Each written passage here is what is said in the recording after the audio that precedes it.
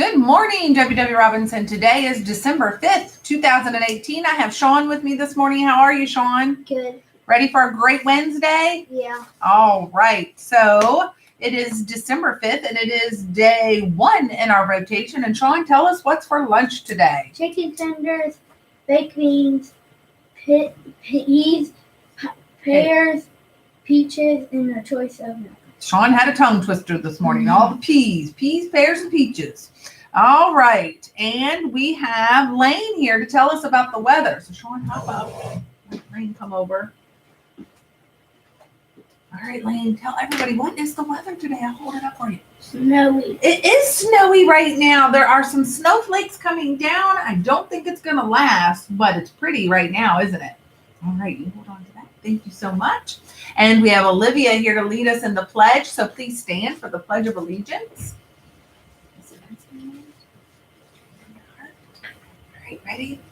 I pledge allegiance to the flag of the United States of America and to the republic for which it stands, one nation, under God, indivisible, with liberty and justice for all. Thank you. Please join me for a moment of silence.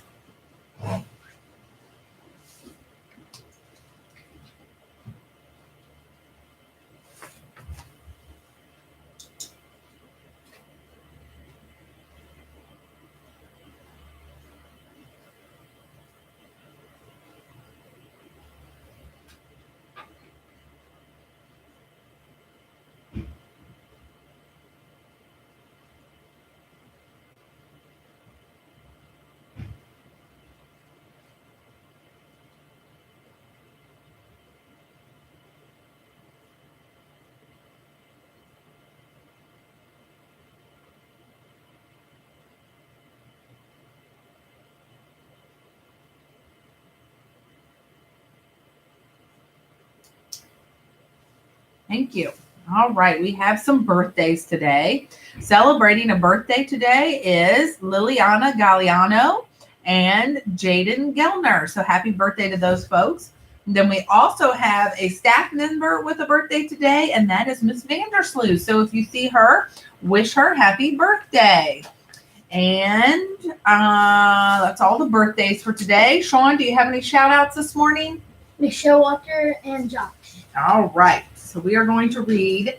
So if you remember yesterday, Recco 1 turned off Roz.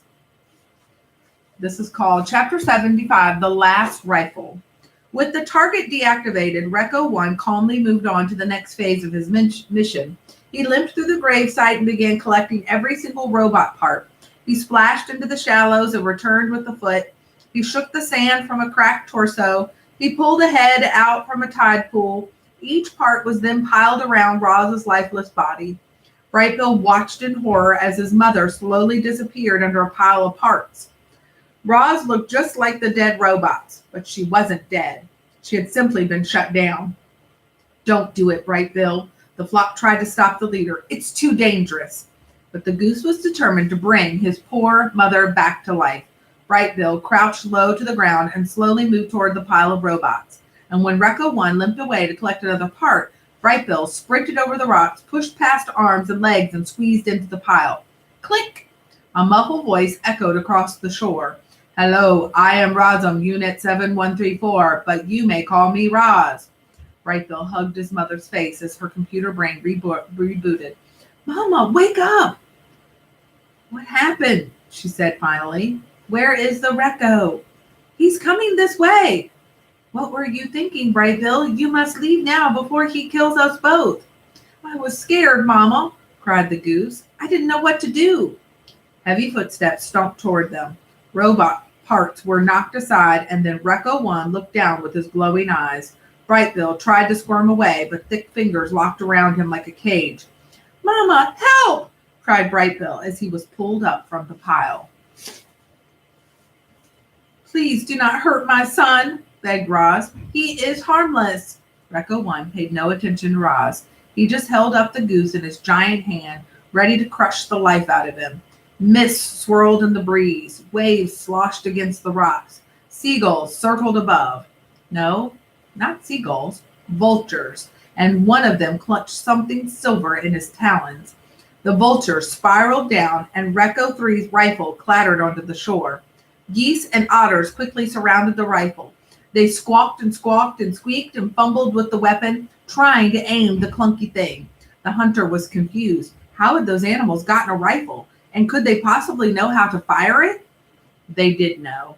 The geese had seen a trigger pressed before. A beam of light briefly flashed through the gloom. At first, it seemed as if nothing had happened. But a moment later, Recco's one chest began glowing a brilliant orange, and then it was melting and oozing down his front, and soon there was a wide gaping hole in the middle of his torso. His hand suddenly unclenched, and Brightbill fluttered away. Seawater sprayed over the gravesite and steamed his stuff from Recco's scorching hot guts. He shook and twitched and collapsed beside Roz. Recco 1 turned his face to Roz and spoke in a quiet, garbled voice.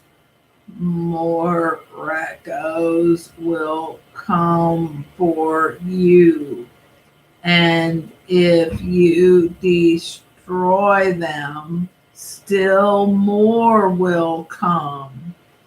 The makers will not rest until all missing robots have been retrieved. When will they come? Said Roz. How long do we have? You can still be fixed, Roz. Go to the airship. Bring all of the robots with you. The ship knows what to do. His voice went silent. His eyes went dark. Recco 1 was dead. Chapter 76, The Broken Robot. Geese and otters were bustling all around Roz. They were pulling arms and legs out from the robot pile and pressing them against her body. They were hoping to hear thwip sound and that the robot limbs would snap right into place and Roz would return to her old self and life on the island would go back to normal.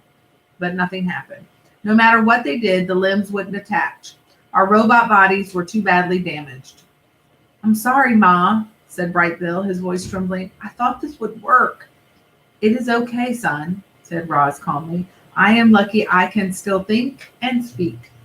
The animals tried to smile at their poor friend, but they couldn't hide their sadness. Roz was a mangled wreck, and there was nothing they could do to fix her. The robot wanted to be strong for her son and her friends. She wanted to ease their worried minds and tell them everything would be fine. But Roz knew that everything would not be fine. She looked down at her broken body, and then she looked up at the geese and the otters and said, I will need some help getting home.